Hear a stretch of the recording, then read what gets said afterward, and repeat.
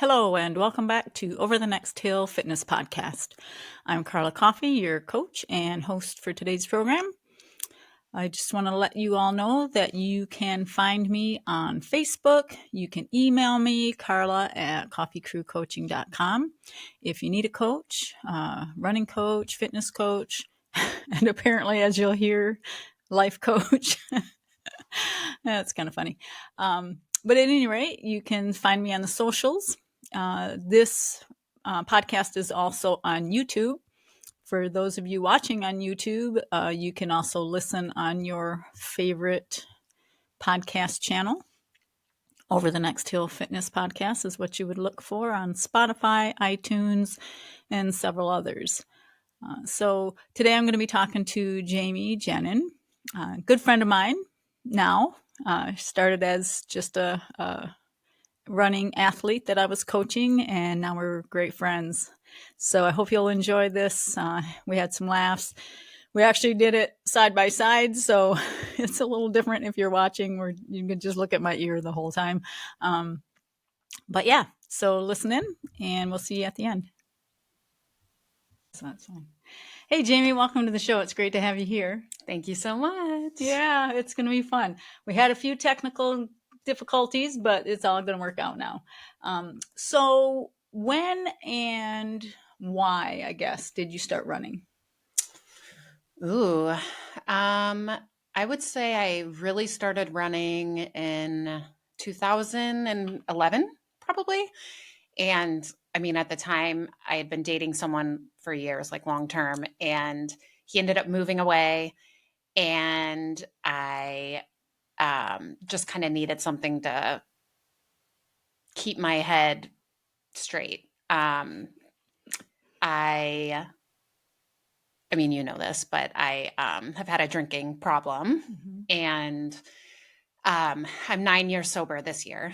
But back then, I was really struggling, and with him gone, and everything, I needed something to focus on. And I was like, I should try running. It's easy. Just throw my shoes on, and then I can just go and do it on my own time. I always feel better when I'm done with a workout. I'd always worked out, but never really just focused on running. Mm-hmm. And so I started then. I started that fall of 2011. And then I decided to sign up for a half marathon. And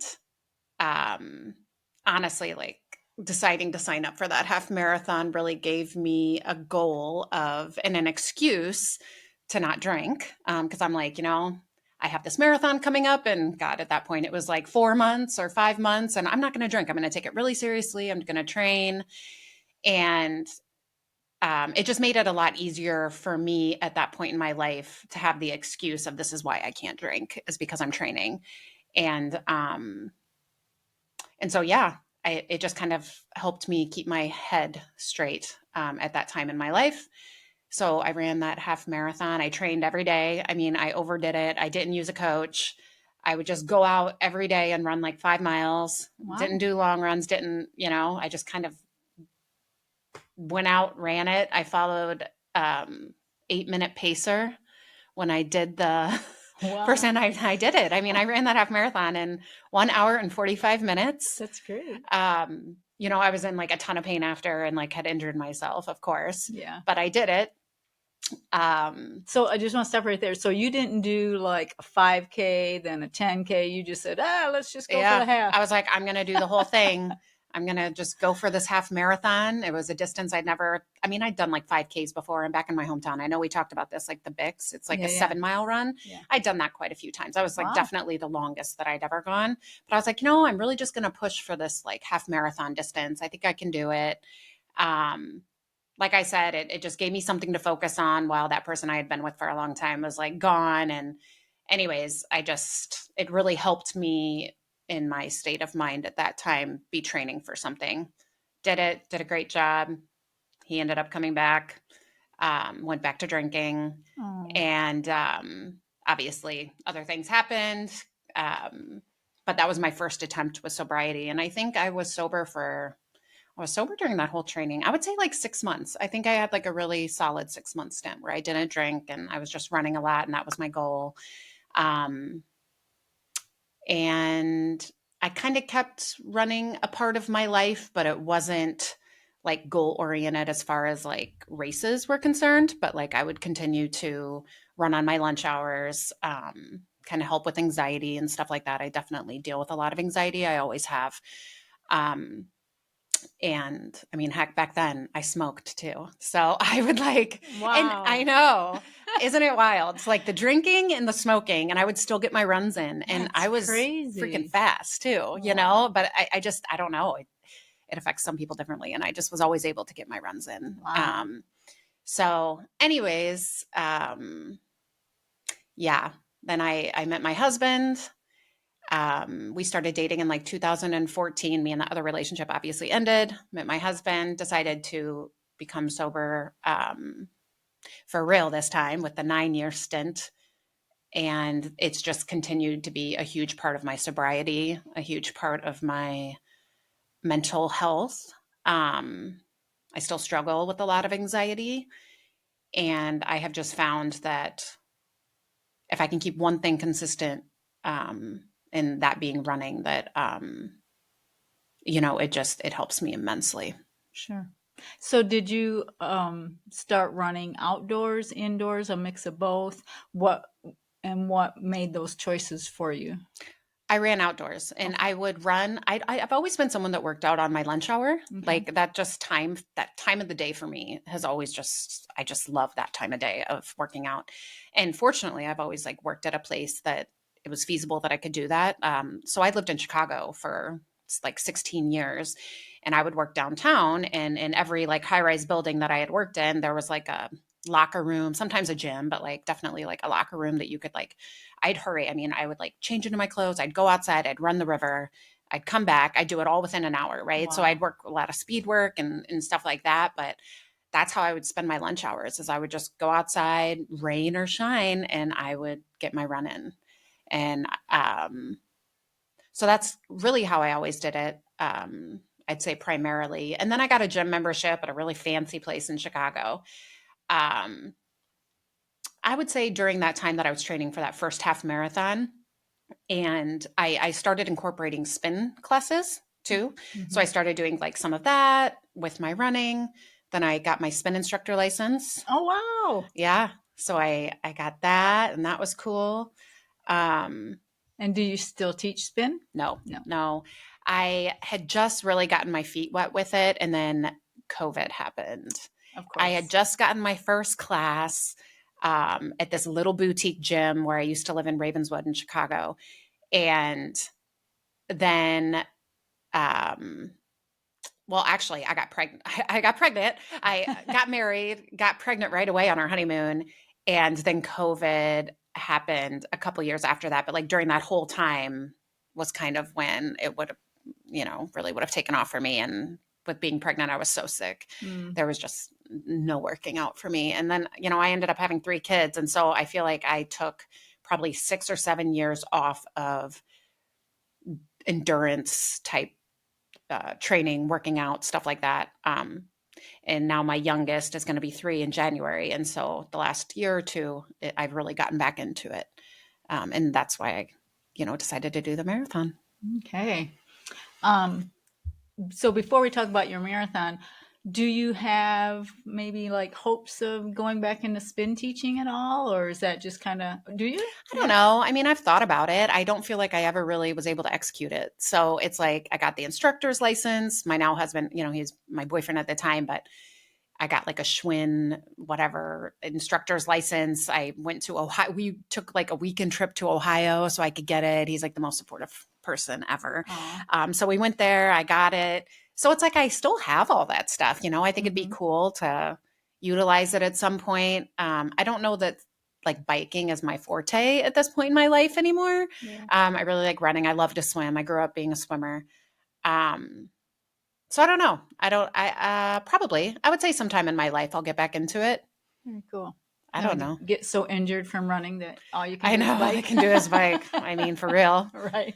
I'd really like to dip my toes into triathlons. And like we've talked about it, like Ironmans, definitely a 70.3. I don't know about a full yet. I say that now, but yeah. And so I'll be biking more I'm sure, in the next couple of years. Cool. All right, so let's talk about that marathon. So I got a call from you, I don't even remember when, and you were looking for a run coach, and you had put in the lottery for the Chicago Marathon and got it. Yeah. I know. In January 2025 is when we started officially working together, I think. Okay. But like, yeah, I got notified in like December of 24 or something. Yeah. And I was like, holy crap. Yeah. I couldn't believe it because I've been putting in for all the majors and, well, Boston, I qualified in that, but all the other ones. And I couldn't get in, and I hung up that phone. I was like, I can't believe that. She tried one time and got in. I know. I couldn't either. Yeah. I was like, holy crap, I really got to do this now. Yeah. So I was really excited for that. And I tried to kind of meet you where you were in your training, but where were you in your training at that point as far as had you maintained a base? Were you lifting weights, things like that? I'm trying to think back to them. So I had Declan in January of 23, and I really just, tried to dip my toes back into a lot of things. Tried to just really try to strengthen my core. And after like 4 pregnancies, 3 births, like it just was a long process for me to get my body even to the point of being strong enough to run and bike and like do all of those things that I used to do just so effortlessly. And so I was doing like weights, I was doing some running, but I would say, at most I was maybe doing like 15 miles a week. Mm-hmm. I would just do some miles here, miles there. I was doing probably more weight training, core work, Pilates. And so I remember when we first started talking, you're like, yeah, your base is like 20, right? 20 to 25. Like, I'm like, oh yeah, no, not at all. But we started like very easily into it. Good. And so, yeah, that's probably where I was at that point, I think, if I remember correctly. Okay. Yeah. So then, I remember I was like, okay, since you're going to be doing long runs on the same weekends as me, basically, because I was training for stuff too, I was like, well, might as well introduce you to the group. And so you joined the crazy women running shenanigans. Yeah. So what was that like your first time running with us? I remember, I think it was Liz had said, and I won't use the words that she used, but basically that we talk about everything. Was that shocking for you to go, yeah. Oh man, who are these women? Well, I always have run by myself. Like I always preferred to run by myself. I would sometimes run with some coworkers, and although I was happy, I was always like, yeah, let's go, go run, whatever. I didn't like to talk. Like I like to listen to music and be in my own head. Like I said, it all circled back to like mental health. Like this is my time to like process the stuff that I have a hard time processing and just to grind it out. And I really didn't like, especially running. I didn't like running with people. So when you invited me, I was like, oh boy, like, well, I got to get some of these long runs in. I guess I'll try it. I've never really done anything like this. We moved to Madison in 2021. And although I'd met people, I'd definitely made some friends since being here, I definitely didn't have any friends like in the running community or like the workout spectrum. I don't belong to a gym since I've been here. I just kind of work out at home and all of that. So I was like, all right, I'm going to give this a try.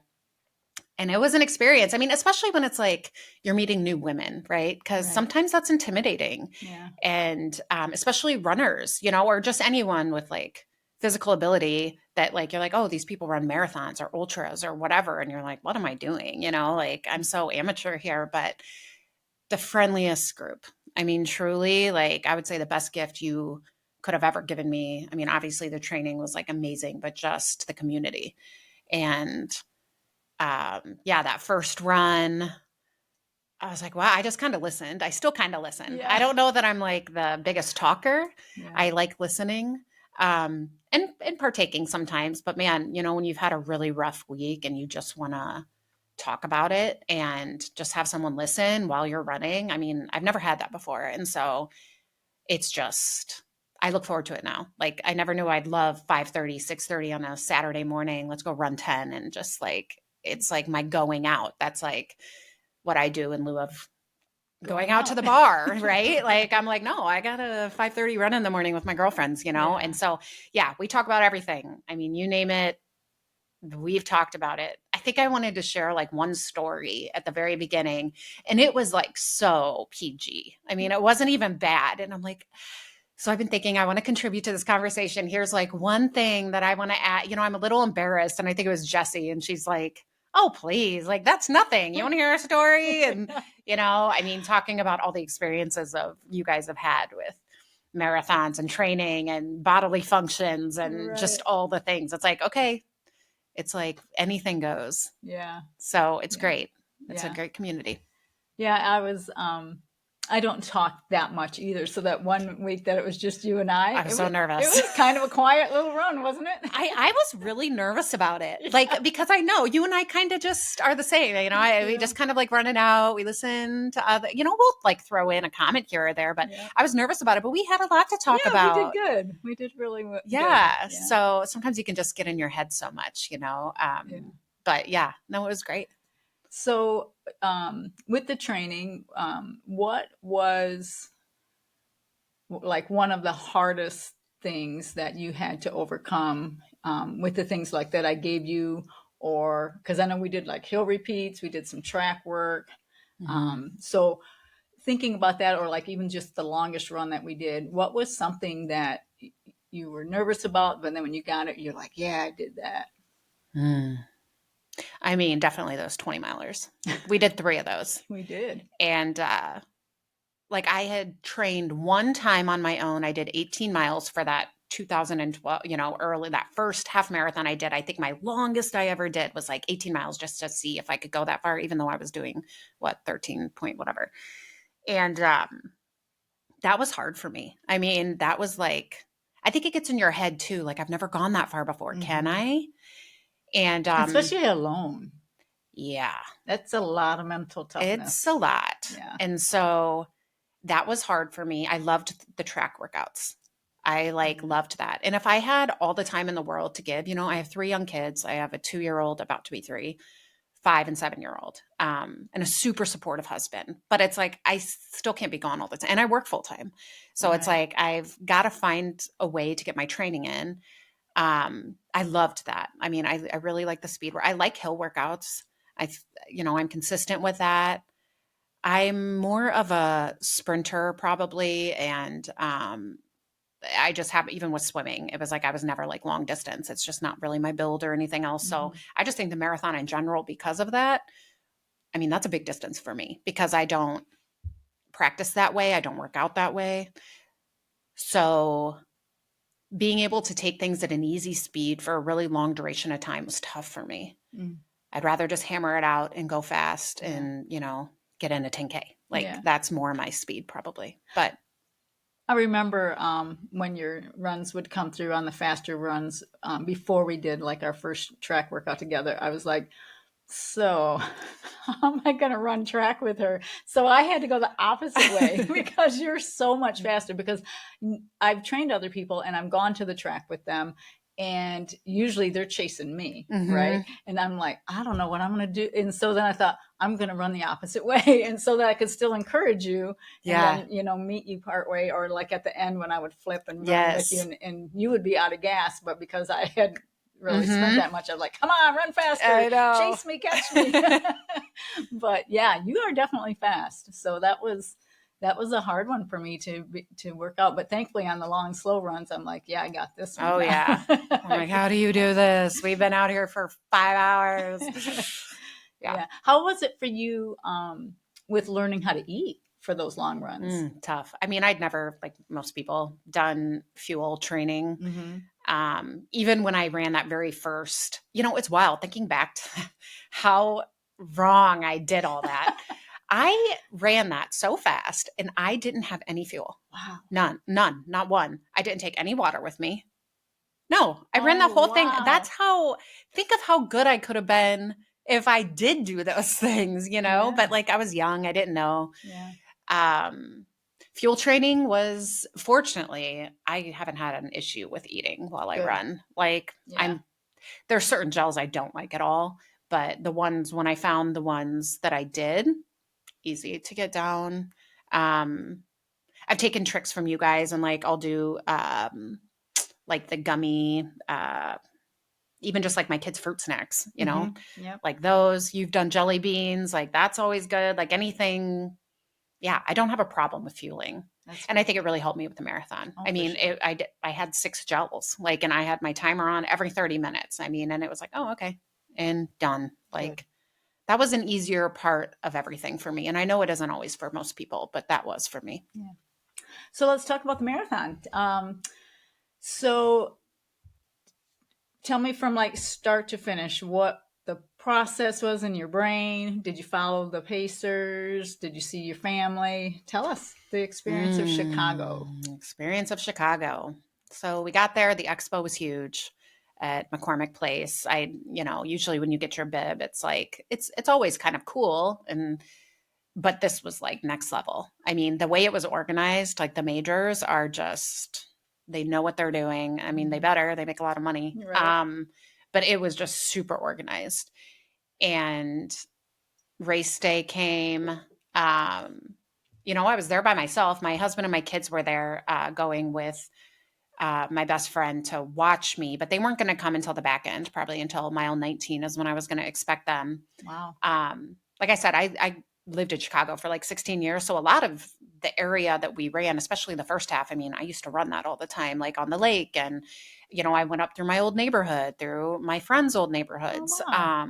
So there was a lot of like just mental, like reminiscing I was doing, going through Boys Town. I used to live right there.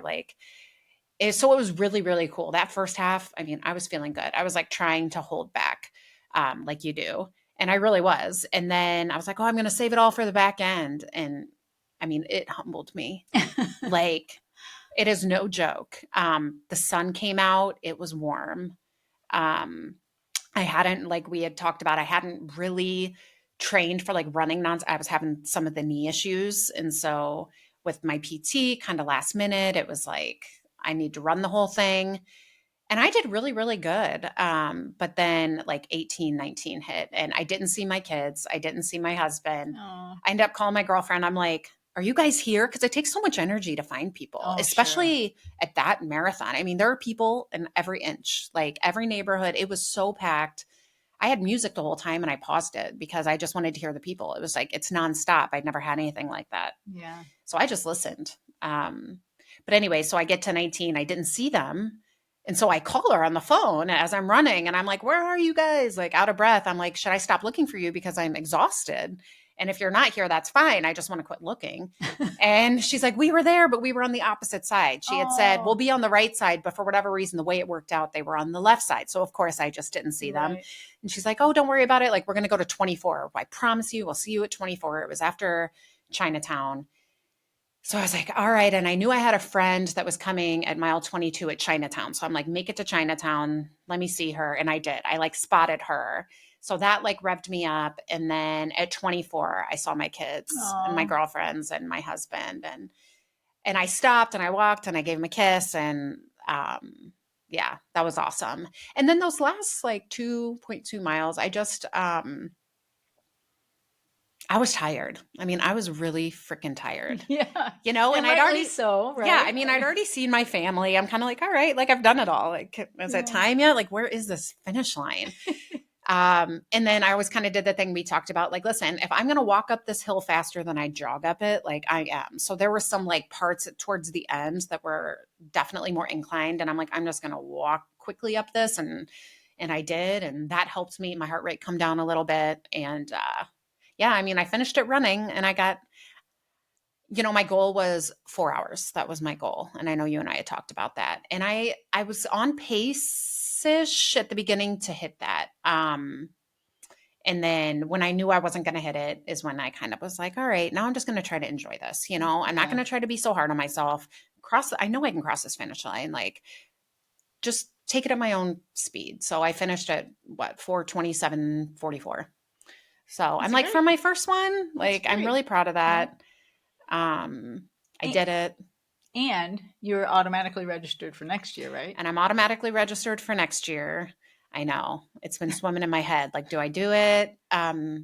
And the reason I'm automatically registered is because for Chicago, if you do the distance series, I know you know this, but the Shamrock Shuffle, the 13.1, and the marathon, which those are the 3 I did, that you get automatic entry for the following year.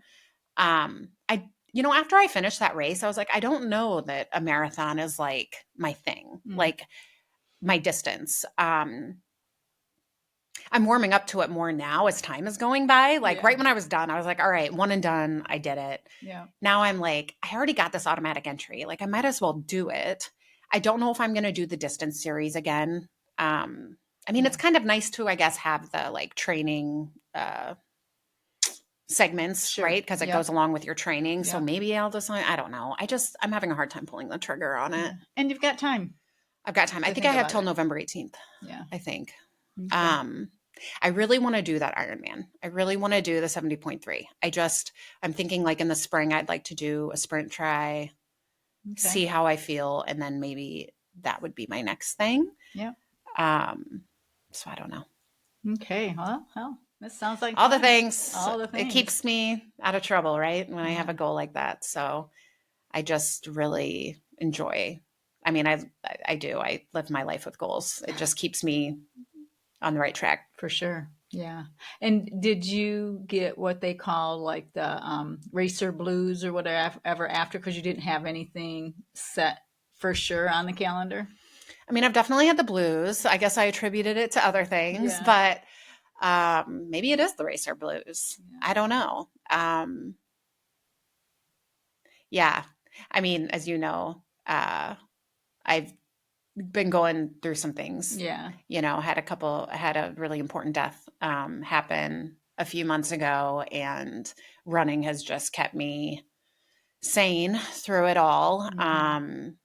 And all the mileage and, just knowing it's like the rest of my day sucked, but like I had to get these 8 miles in, so it's like, get out, do it. And so I guess now not having that and just kind of having to process my grief and,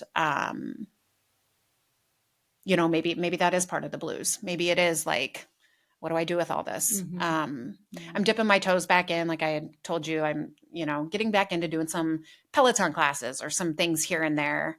But yeah, not having like a training schedule, it does give you the blues. It's kind of like, what's the purpose here? Yeah.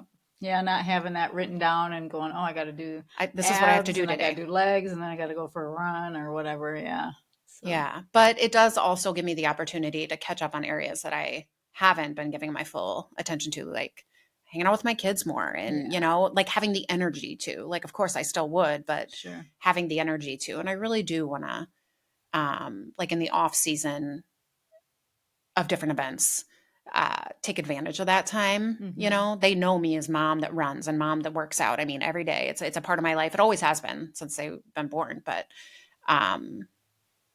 yeah, I want them to see the ebb and flow too of like, okay, like I'm not training for anything. Like, we can incorporate more fun stuff too. I will always do my long runs on Saturday mornings because I love that now with just like the camaraderie we have. Yeah. But, not so many hours spent just logging miles. Yeah. Yeah. There won't be any 20 milers for a while. So that long run might consist of 6 or 8, so that's nice. Yeah. Just, not coming home at 11 in the morning, but coming home more at like 9 and, or 8:30 and having the whole day. And having the energy to stop and get donuts to take home. Exactly. I mean, I would do that even when I didn't have the energy. It is every Saturday morning, they know that they get donuts after mom's long run. That's something I've definitely started doing since we worked together, and I'll just keep doing it. But yeah, you do the work and they get the benefit. I like that. Pretty much. And I mean, I do too. It's like, I get them donuts, but like I eat them too. So I earned it. I've just worked out. That's right. Yeah. So what other things about the race or your training or anything that you would like the audience to know? For this race in particular, the marathon? Whatever. Yep.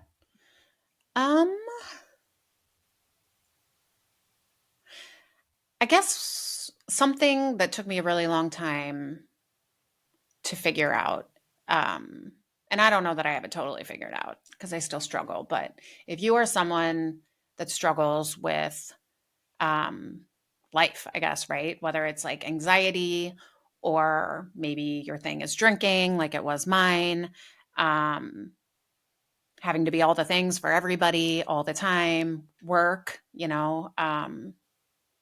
finding an outlet, a healthy outlet, can really change the trajectory of your life. Before I found running, like back in 2011, and even though I ebbed and flowed with my sobriety at that point, I knew I always had that. Like if there was one place I could feel at peace and one place that I knew that I'm going to feel really good about myself is after that run. Like I can get out there, even if I do 3-4 miles, I feel like garbage before I do it. I don't want to do it. I'm being hard on myself, this, that, and the other, and give myself a million reasons why I don't want to do it. There's never been one time ever in my whole entire life, or probably anyone's, that it's like after that workout, you're like, I just did something really good for myself. And I'm proud of myself. It's like the one part of my day that I feel like I can give myself a pat on the back. And whether it's a marathon, a 5K, whether it's just getting out there to clear your mind if you're having a tough time, if you're trying to work through grief, if you're trying to work through anything really, move your body, like movement is therapy. Movement just can change the trajectory of your whole day. If you can just move, you'll get to a different place. And so if I've learned anything, I guess that's what I've learned is, I'm not good for anybody if I'm not feeling good in my own body. And in order to feel good in my own body, I need to move it. Yeah. Wise words. And congratulations on your sobriety. Thanks. Yeah. 9 years this September. And when did you quit smoking? Oh my gosh. So yeah, my sobriety date was December 28th, 2016. And then 3 months in March, like March 13th, I kind of forget that date. And that was a lot harder to quit than drinking. Oh, I'm sure. I mean, I love to smoke. I did. It was like, that helped my anxiety. Man, I was stressing out. It's like, I'm just stepping out to have a cigarette. That really was something that I leaned on. But it wasn't fun. If I wasn't drinking, it wasn't fun to just be a smoker that didn't drink. Like, it really wasn't. And I was like, this isn't really my thing, And so I was like, okay, like if I'm quitting the drinking thing already, like this is the time to do it. And I was 34 when I quit drinking and then smoking, and I hadn't had kids yet. I really wanted them, was at a kind of crossroads in my relationship. And I just knew to be the person that I needed to be the mom I wanted to be, the wife, and like all those things to move to that next step. I had to get rid of those things in my life. So I ripped it off. I still miss a cigarette. I do. No, you don't. I will not go back to it because it's too hard to quit. But yeah. I do miss a cigarette every now and again. Then I miss a glass of white wine. Yeah. But I tell you what, like in those moments that I'm fiending for something like that, it's just I'm fiending for a release. And if I put on my workout shorts and I tell myself I'm just going to walk around the block and do an easy jog, I tell you what, those are my best workout days because then I'll just like start jogging. I'll get 5 miles in. It's freaking hard workout. I earned it. And, it's taking a feeling and spinning it into a positive outcome versus a negative. And I think everybody, you can go 2 different directions in life and everything's about a choice. And you're making great ones. I try. I mean, not always. I do some stupid shit sometimes. Me too. But if I was drinking on top of it, it would be a lot worse. Right. And so expounded.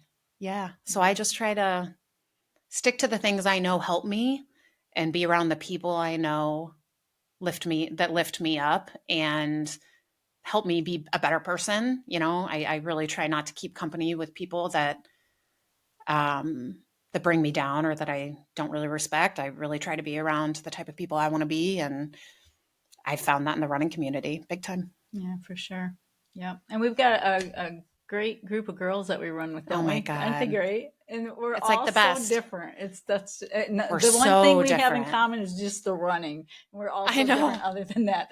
We're like. I know. It's like we'd never come together otherwise. And I have to say, just to toot your horn, like you are so inclusive, like truly, like, I came across you on Google and it's like, oh, Carla. And yes, you were like a great coach, but it's like everything else about you. It's like the inclusiveness, come running with us on our long run. Like you're always really wanting to help people. Oh, and yeah, I mean, my life would be so different if I didn't have the girls and you and the Saturday mornings and, all the races and all the things we look forward to. Like, you're a great coach and you're a great person. Oh, thanks. I Welcome. appreciate that. And I didn't pay her to say that. No, I mean that. I mean, anyone that's looking to it's kind of a life coach, truly. I mean, truly, you're a running coach by far, but you really help people. Oh, thanks. Mm-hmm. Well, I guess with that, we better wrap it up. Is that all I need to say? That's all you needed to say. We spent all this time. I know. That's all I got to say. You're the best person ever, life coach. I'm not doing life coaching. I know. All right. Well, thanks so much for being on the show. And I'll look forward to our run in a couple days. I know. I'm excited. Sounds good. Yeah. All right. Thanks. All right. Thanks for listening, everybody. Please rate and follow the show, share the show, all those things that you can do on social, on YouTube. You can be a follower or whatever. I don't know. I guess subscribe, I guess would be the thing.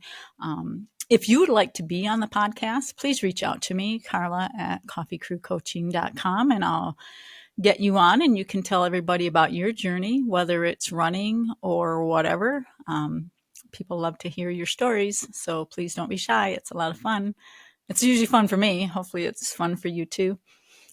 There are some advertisements in the show notes. If you're looking for some coupons, I guess is what you'd call them, you can go on there and get some great discounts.